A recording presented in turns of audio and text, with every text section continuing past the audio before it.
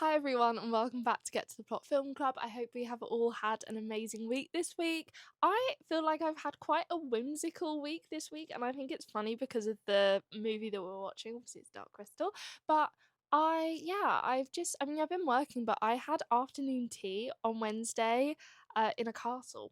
That was pretty cool. It wasn't crazy interior, like, it wasn't like medieval on the inside. It more felt a bit kind of Victorian actually, or like Regency, I guess. But yeah, no, it was so nice. It was so lovely because it was just me and my mum, and we were just hanging out. And I love afternoon tea because you can do that thing of you can eat things at the same time and be like, oh, what do you think of this? Oh, like I don't know, it feels immersive. I love it. One thing I'd love to do is taste film actually, and let me know if you've done it in the comments because I want to know if it's actually worth the money because it is quite expensive.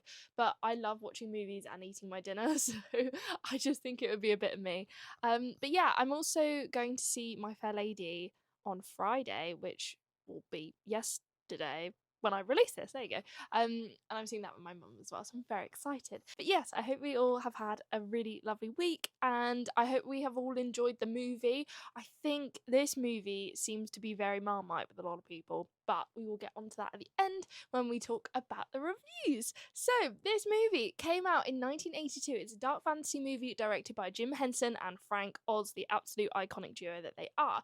They originally met in 1961 at a Puppeteers of America festival, which is crazy that it even exists, in California, where Oz was 17 years old. Now, Oz remembers Henson as a quiet, shy guy who made fresh, amazing puppets unlike anything seen before. Henson recognised Oz's raw talent, and 2 years later, in 1963, when Oz was 19, Henson invited him to New York to work at Muppets Incorporated. Produced by Gary Kurtz and Henson, and the screenplay was written by David Odell, based on the story from Henson himself.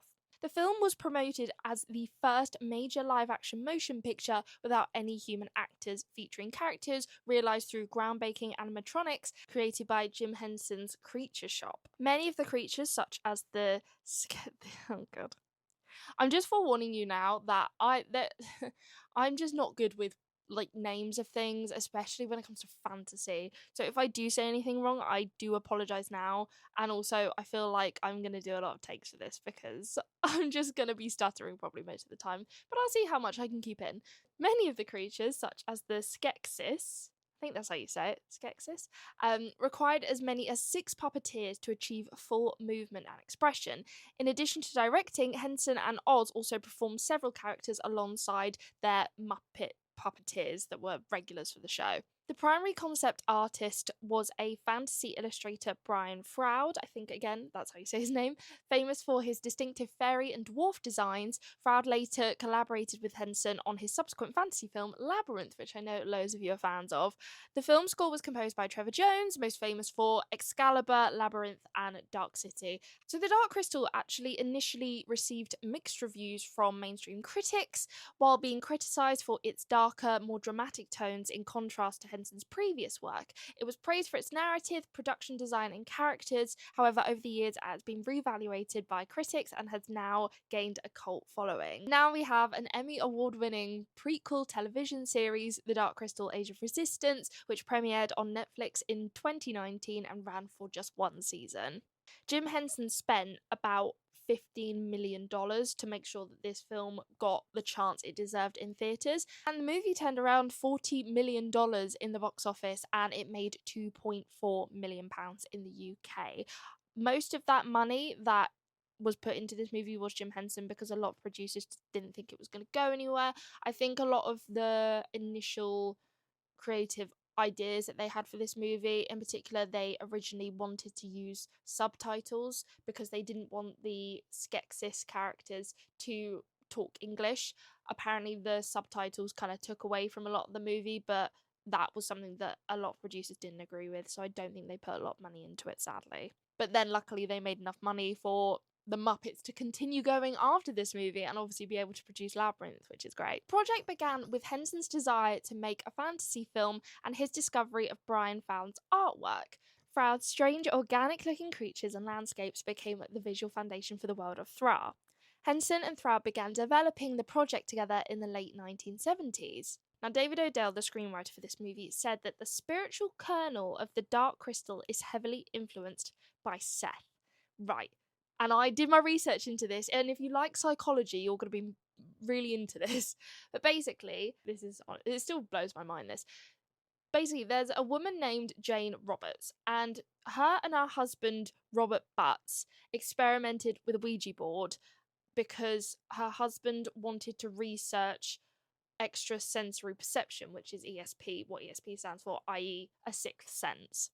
They both claim that they began to receive coherent messages from a male personality on December the 2nd, 1963, who later identified himself as Seth.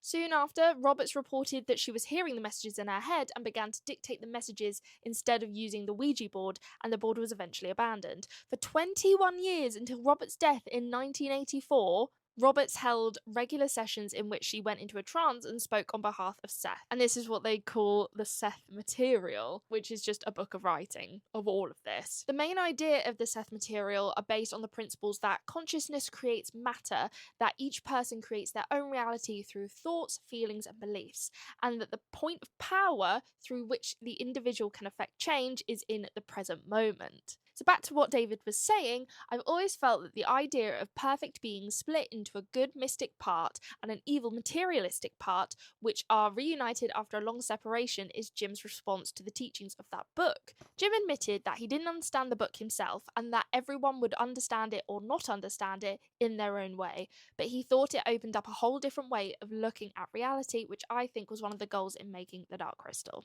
Henson then formulated the idea into a 25-page story that he entitled The Crystal, which he wrote while snowed in an airport hotel.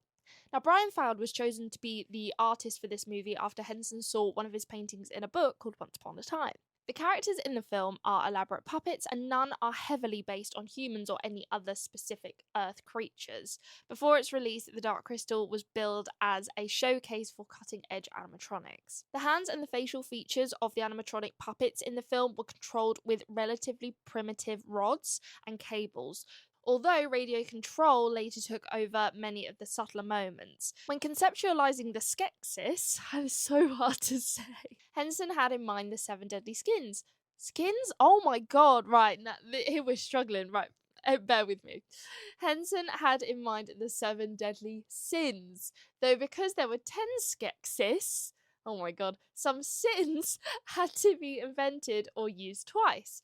Froud originally designed them to resemble deep sea fish, but later designed them as part reptile, part predatory bird, part dragon, with an emphasis on giving them a penetrating stare. Each skeksis was conceived as having a different job or function, thus each puppet was draped in multicoloured robes meant to reflect their personalities and thought processes. Each of their suits required a main performer whose arms would be extended over his or her head in order to operate the creature's facial movements, while the other arm would operate its left hand. Another performer would operate the right arm, and a team of 4 technicians operated the hands and face animatronics. The skeksis performers compensated for their lack of vision by having a monitor tied to their chests. And the Chamberlain skeksis, in particular, was built from 21 electronic components. The Gelflings, which I thought was so cute in this movie, they were designed and sculpted by Wendy Middener. They were difficult to perform as they were meant to be most human characters in the film, and thus their movements had to be realistic as possible. During scenes where the Gelflick's legs were off camera, the performers walked on their knees in order to make the characters' movements more lifelike. And Jen was originally meant to be blue, however this idea was scrapped very early on. Character Fizzgig, which I didn't even realise is the name of the little kind of chihuahua thing. I'd say chihuahua, but yeah, it really creeped me out, it did. But that creature was invented by Oz, who wanted a character who served the same function as the puppet poodle Fufu, feeling that, like Miss Piggy, the character Kira needed an outlet for her caring, nurturing side. The character's design was meant to convey the idea of a boyfriend repellent, to contrast the popular idea that it is easy to form a bond with a member of the opposite sex with the assistance of a cute dog. which is so smart and it's so true as well. The film soundtrack was composed by Trevor Jones, and he became involved before shooting had even started. Jones initially wanted to compose a score which reflected the setting's oddness by using acoustical instruments, electronics, and building structures. This was scrapped in favour of an orchestral performance by the London Symphony Orchestra once Gary Kurtz became involved, as it felt a bit unusual for the score and he thought it would alienate audiences. Some fun little facts for you as well that I found out about this. A lot of 80s and 90s kids grew up terrified of the Dark Crystal, which was exactly what the filmmakers were going for. Jim Henson wanted to channel the darkness of grim tales, believing it wasn't healthy for kids to always feel safe. Around 75 sets were built in total, all raised 4 feet above the ground to hide the puppeteers. And in Jim Henson's early plans for the movie, the 2 main characters were called Brian and Dee. And in the final version, their names are Jen and Kira. But Ryan and Deet's names are in the Age of Resistance, which were inspired by Henson's original plans.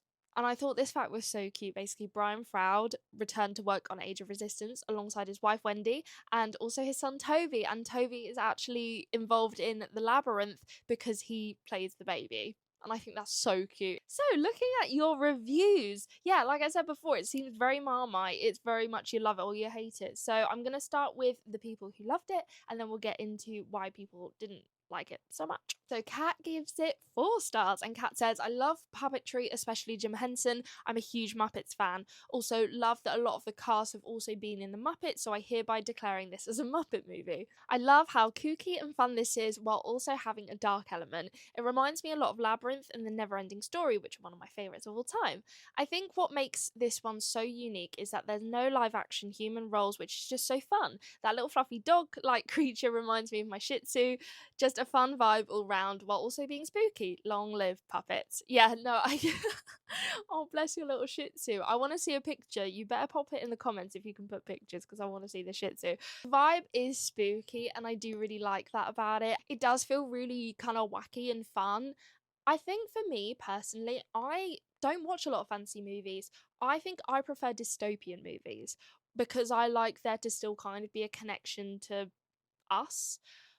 And I think that's personally why I don't think I was like a huge fan of this movie. But I can understand from your perspective, like the darkness, the whimsy, the puppets, like all of that is great. And if you're really into those kind of things, then absolutely this film's going to tick all your boxes. However, for me, I think, not gonna lie, I think the fact that they were missing a human really, yeah, I just, it was missing. It's just the person to kind of carry it. I feel like it didn't really have a lead, even though I guess Jen is the lead, but I think there was so much restriction with the puppets in terms of like the facial movements. I wanted to cry. I wanted to have a little cry when Kira died, you know, but it just felt like they've just put water on a puppet's face, you know what I mean? But I get what you like. I love this review. I think it is one of those films where you can have such a good time with it. So I love that. Chloe also gives it 4 stars and says, as a big fan of Labyrinth, one of my all-time favourite childhood classics, I cannot believe it took me this long to watch The Dark Crystal. Camp, silly, and all-round fun. It is camp. It is. I think it's 80s movies, especially obviously Labyrinth. It's so of its time. I don't think they necessarily have aged the best in terms of their effects, but I don't think a lot of fantasy movies of that time really have. But I think it's what makes them different and what makes them special and nostalgic for a lot of people. Like those graphics are just what makes people think of the 80s. Now, Ella gives it 2 stars and says the puppetry and world building was genuinely so impressive, but unfortunately I couldn't get into this. I wasn't really invested in the characters or story, and I found the pacing a little slow at times. Definitely memorable for its uniqueness though, I'll give it that, but I love Kira.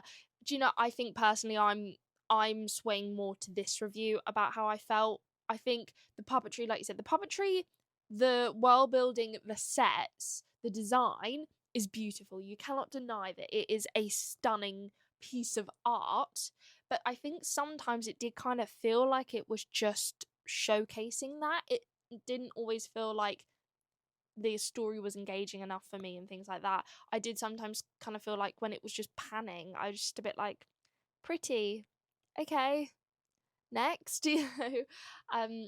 but I think, yeah, the pacing for me, like I said in previous episodes, is so important to me. Like, if you have not nailed the pacing, I'll be off.